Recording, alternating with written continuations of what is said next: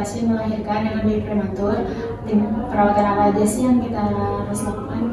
Bagaimana kalau misalnya kita melakukan edukasi terlebih dahulu tentang bagaimana sih cara perawatan bayi prematur? Boleh juga, sis. Ya udah, langsung saja yuk kita melakukan edukasi. Assalamualaikum warahmatullahi wabarakatuh. Waalaikumsalam warahmatullahi wabarakatuh. Apa kabar semuanya? Baik. Saya di sini akan melakukan edukasi dengan waktu 10 menit. Jadi di sini kita akan menjelaskan bagaimana sih perawatan bayi prematur. Ini saya akan memberikan brosur yang terlebih dahulu ya. Langsung saja kita ke materinya. Jadi di sini ada yang tahu nggak sih bayi prematur itu apa? Menurut definisi WHO, bayi prematur adalah bayi yang lahir hidup sebelum usia kehamilannya. Minggu ke-37 dihitung dari hari pertama haid terakhir. Sebagian besar bayi prematur lahir dengan berat badan kurang 2.500 gram. Nah, di sini ada faktor predisposisi terjadinya kelahiran bayi prematur.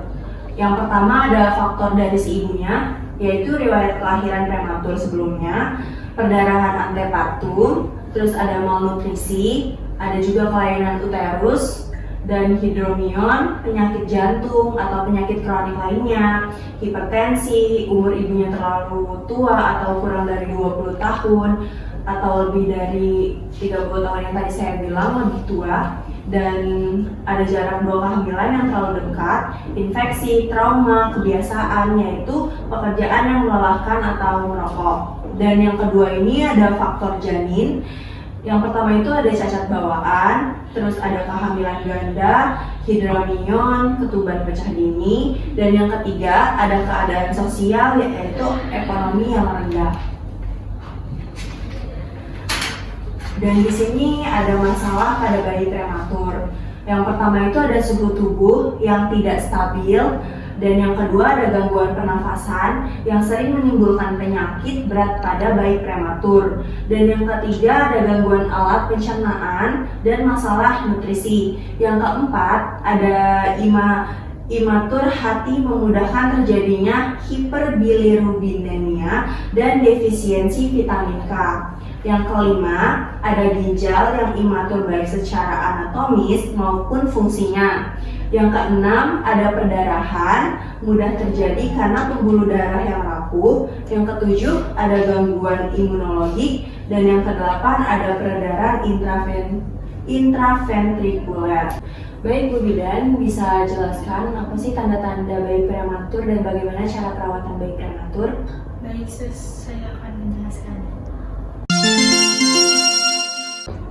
Baik, di sini saya akan menjelaskan tanda-tanda bayi prematur. Yang pertama, umur kehamilan sama dengan atau kurang dari 37 minggu. Yang kedua, berat badan sama dengan atau kurang dari 2.500 gram. Panjang badan sama dengan atau kurang dari 46 cm. Lingkar kepala sama dengan kurang dari 33 cm. Lingkar dada sama dengan atau kurang dari 30 cm. Yang keempat, rambut lanugo masih banyak. Yang kelima, jaringan lemak subkutan tipis atau kurang. Yang keenam, tulang rawan daun telinga belum sempurna pertumbuhannya. Yang ketujuh, tumit mengkilap, telapak kaki halus.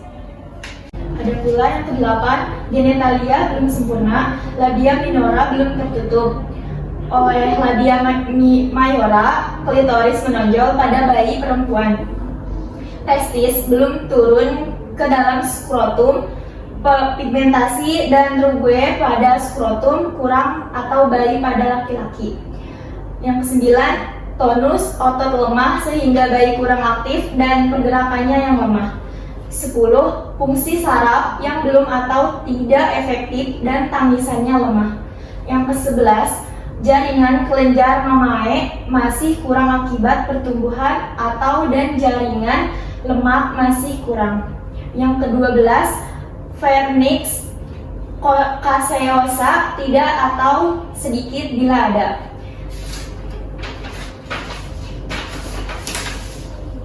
ada perawatan bayi prematur.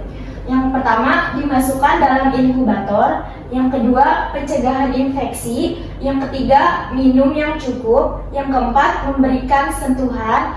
Yang kelima, membantu beradaptasi. Baik, untuk profesi ahli gizi bisa jelaskan pemberian nutrisi pada bayi prematur? Baik, Bu Bidan. Baik, di sini saya akan menjelaskan metode, waktu, dan frekuensi pemberian nutrisi bagi bayi prematur. Yang pertama, ada metode pemberian nutrisi. Pemberian makanan melalui jalur enteral menggunakan pipa nasogastrik aman dan jalur parenteral memiliki resiko komplikasi yang lebih tinggi seperti infeksi, sepsis, dan komplikasi lain yang berkaitan dengan pemasangan kateter. Pemberian nutrisi dapat dilanjutkan secara oral setelah bayi menguasai gerakan menghisap dan menelan. Selanjutnya ada waktu pemberian nutrisi. Peningkatan volume asupan nutrisi melalui jalur enteral secara cepat juga lebih baik jika dibandingkan dengan peningkatan volume nutrisi yang lamban. Yang ketiga, ada frekuensi pemberian nutrisi. Berdasarkan hasil dari beberapa penelitian, metode pemberian asupan nutrisi secara berkelanjutan atau continuous pada bayi prematur dengan berat badan kurang dari 1.500 gram terbukti dapat meningkatkan berat badan bayi secara lebih cepat dan mempersingkat durasi rawat inap di rumah sakit. Yang terakhir ada metode pemberian nutrisi pada kondisi yang khusus. Pemakaian ventilator tidak meningkatkan resiko terjadinya reflux gastroesophageal sehingga penggunaan ventilator tidak menjadi kontraindikasi.